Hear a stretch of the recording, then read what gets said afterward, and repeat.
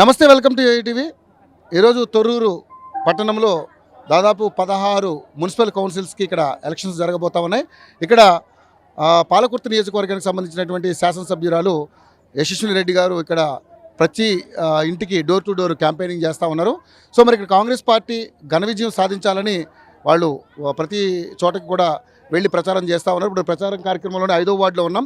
ఇక్కడ 5వ వార్డు అభ్యర్థి బాపిరెడ్డి గారిని కూడా అఖండ ఘన విజయం సాధించాలని ఆయన కూడా వీళ్ళు ఊరుతున్నారు. కాబట్టి మరి ప్రజల నుంచి రెస్పాన్స్ ఏ విధంగా ఉంది, మరి ఇక్కడ సమస్యలు ఏంటి, మరి ఎమ్మెల్యే గారు వారికి ఏం మాటలు ఇచ్చారు, ఏం హామీలు ఇచ్చారు అనేది వారి మాటలో తెలుసుకుందాం. మేడం నమస్కారం. మేడం ఇప్పుడు 5వ వార్డులో తిరుగుతూ ఉన్నారు. ఇక్కడ చాలా సమస్యలు మీ దృష్టికి వచ్చాయి. ఏంటి మరి ఇప్పుడు ఈ మున్సిపల్లో 16 ఉన్నాయి, 16లో ఎన్ని మీ కైవసం చేసుకోబోతా ఉన్నారు? ఎందుకంటే ఇక్కడ బీఆర్ఎస్ ఉంది, బీజేపీ ఉంది, కాంగ్రెస్ ఉంది. కాంగ్రెస్ అంటే ఇప్పుడు అధికార పార్టీ కాబట్టి రెస్పాన్స్ ఎలా ఉంది ప్రజల నుంచి? రెస్పాన్స్ అయితే చాలా బాగుంది. ఎందుకంటే నేను ఒక 4-5 రోడ్ల నుంచి కూడా మొత్తం టౌన్ అన్ని షాపులు తిరగడమే కానివ్వండి, లేకపోతే వేరే వార్డులలో షెడ్యూల్ ఉన్న దాంట్లోనే కాదు, ఎందులోకైనా కానీ నేను వెళ్ళిపోతున్నా. ప్రజలు స్పందన ఎట్లుందో తెలుసుకుందామని. నార్మల్గా అందరు ఎట్లయితే వెళ్ళిపోతారో నేను కూడా ఇన్ఫర్మేషన్ లేకుండా అదే విధంగా వెళ్తున్నా. చాలా బాగుంది ప్రజల్లో స్పందన. అందరు కూడా ఒక్కటే అంటున్నారు, తప్పకుండా కాంగ్రెస్ పార్టీకి ఓటేస్తామని. అంటే నోటితో చెప్పిన మాటను ఒక్కదాన్నే నేను నమ్మి చెప్పట్లేను. వాళ్ళ మొహంలో ఎక్స్ప్రెషన్స్, వాళ్ళ నుంచి వచ్చే స్పందన అవన్నీ చూసుకొని నేను చెప్తున్నా. తప్పకుండా 16కి 16 మా టార్గెట్. 12 నుంచి 14 అయితే తప్పకుండా మేము గెలవబోతున్నాం ఇక్కడ. అందులో ఎటువంటి అనుమానం లేదు మాకు. చైర్మన్ సీట్ అయితే కొట్టబోతున్నాం పక్కా. రాసి పెట్టుకోండి. కాంగ్రెస్ కొన్ని వార్డులలో మెయిన్ ప్రధానమైన సమస్యలు ఉన్నాయి. మీరు ఎందుకంటే ప్రతి వార్డుకి వెళ్తున్నారు, ఝాన్సీ రెడ్డి గారు కూడా వెళ్తున్నారు, అభ్యర్థులు కూడా వెళ్తా ఉన్నారు. సో ఏంటి మీరు అక్కడ అడ్రస్ చేసిన సమస్యలు ఏంటి? అంటే మెయిన్గా ఏమైపోయిందంటే తొర్రూరు టౌన్లో అన్నిటికన్నా ప్రధాన సమస్య ఒకటి రోడ్లది ఉంది, డ్రైన్లది ఉంది. అది నేను ముందు కూడా చెప్పిన, కాకపోతే ఇది మళ్ళీ అందరు ప్రజలకు కూడా తెలియాలి కాబట్టి మళ్ళీ చెప్తున్నా. 9.5 కోట్లతోటి అంటే ఫస్ట్ చెప్తా ఏంటంటే కంకర పోసే వదిలేసిన రోడ్లు ఉన్నాయి కొన్ని, ఇంకా సైడ్ డ్రైనేజీలు కూడా సగం చేసి వదిలేసినవి ఉన్నాయి. అది ఆగిపోయి ఉన్న వాటికి మళ్ళీ స్పెషల్ జీవో ఒక 20 నుంచి 30 సార్లు సెక్రటరేట్లో తిరిగి మళ్ళీ మన గౌరవ ముఖ్యమంత్రి గారే దానికి మినిస్టర్ గారు కాబట్టి వారి దృష్టికి తీసుకెళ్తే వారు సానుకూలంగా స్పందించి ఇమీడియట్గా చేయమని వెనకాలన్న అధికారులకి ఇవ్వడము జరిగింది. దాని ప్రకారంగా మళ్ళీ నేను అటు ఇటు అన్ని డిపార్ట్మెంట్లు తిరిగి మరి అది 9.5 కోట్లది ప్రత్యేకమైన జీవో తీసుకొని వచ్చిన. అది 6 అంటే పోయిన ఇయర్ జూన్లో 2వ తారీఖున ఆ జీవో వచ్చింది, జూన్ 2, 2025లో. ఆ ప్రత్యేకమైన జీవో ఆ 9.5 కోట్లది ఎంతో కష్టం మీద తీసుకొచ్చినా కానీ దానికి కూడా అక్కడ ఈ లోకల్గా ఎవరైతే దానికి సంబంధించిన కాంట్రాక్టర్ గారు ఉన్నారో ఎన్నోసార్లు ఆ పని చేయమని వారిని, ఎందుకంటే అది ప్రధాన సమస్య కాబట్టి ఎన్నోసార్లు వారు ఎంబడి పడడం జరిగింది, అడగడం జరిగింది.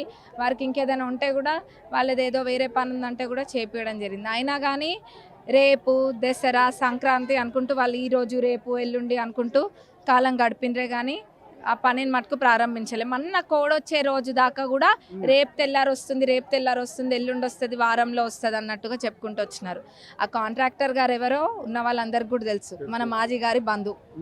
మరి వాళ్ళ ఉద్దేశం ఏందో కనిపించట్లేదు. అది మన మినిస్టర్ గారి దృష్టికి కూడా తీసుకెళ్లడం జరిగింది.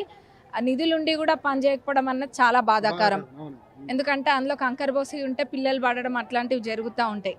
ఎట్లయితే దాన్ని కష్టపడి ఆ జీవో తీసుకొచ్చిన్నో అదే విధంగా ఆ పనులు కూడా ఇప్పుడు మినిస్టర్ గారి దృష్టిలో కూడా ఉంది కాబట్టి మరి ఆ కాంట్రాక్టర్ గారితో చేపిస్తారా ఇంకెట్లనా అన్నది వారు నిర్ణయం తీసుకుంటారు. తొర్రూరు పట్టణాన్ని మా అదృష్టం ఏంటంటే తొర్రూరు టౌన్, ఎస్పెషల్లీ తొర్రూరు టౌన్ని మన రెవెన్యూ మినిస్టర్ గారు పొంగులేటి గారు, అట్లనే ఇన్ఛార్జ్ మినిస్టర్ గారు కూడా వారే కాబట్టి తొర్రూరు టౌన్ని దత్తకు తీసుకుంటా అన్నారు. మరి ఇంకా ఇక్కడ అభివృద్ధి ఏ రకంగా ఉంటుందో దాన్ని బట్టి మీరు అర్థం చేసుకోవచ్చు. ప్రధానంగా 5వ వార్డులో నేను అంటే మీతో పాటు నేను కూడా ఎంక్వైరీ చేశాను మేడం. సో వాటర్ సమస్యలు కొన్ని ఉన్నాయి. అదేవిధంగా ఏంటంటే వాడుకునే నీళ్లు కావచ్చు, తాగే నీళ్లు కావచ్చు, ఒక రోడ్లు, ఇంకోటి ఇంద్రమిళ్ళు కూడా వాళ్ళు కనీస అవసరం కోసం అడుగుతున్నారు. 5వ వార్డులో అదే అండి, చాలా మంది దుబ్బతండలో ఉన్నాయి. Rickshaw colony, especially rickshaw colony అయితే ఒక పల్లెటూరు కన్నా కూడా ఇదిగానే ఉంది అక్కడ పరిస్థితి. తప్పకుండా రిక్షా కాలనీ పైన కూడా ప్రత్యేక దృష్టి పెట్టి అక్కడ ఇల్లు అవసరం ఉంది, ల్యాండ్ ఇచ్చి ఇల్లు, మరి జాగా ఉన్న వాళ్ళకి వాళ్ళ దాంట్లో ఇల్లు. తప్పకుండా ఫస్ట్ ఇక్కడ ఈ 5వ వార్డు పైన కాన్సన్ట్రేట్ చేసి చేపిస్తా అందరు కూడా.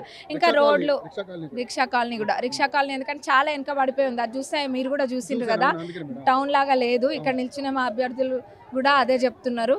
అసలు అయ్యో పాపం వాళ్ళకి అసలు పరిస్థితి అస్సలు బాగాలేదు అక్కడ అని.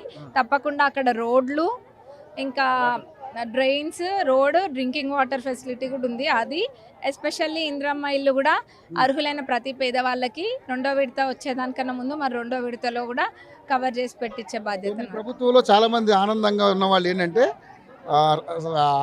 5 ఏళ్లతోటి సన్నబియ్యం భోజనం చేస్తున్నాం, పేదవాడు కూడా సన్నబియ్యం తింటున్నాడు అనేది ఒక మంచి వాతావరణం అయితే కనిపించింది మేడం. అదేవిధంగా 24 గంటల కరెంటు, అది 200 యూనిట్లు.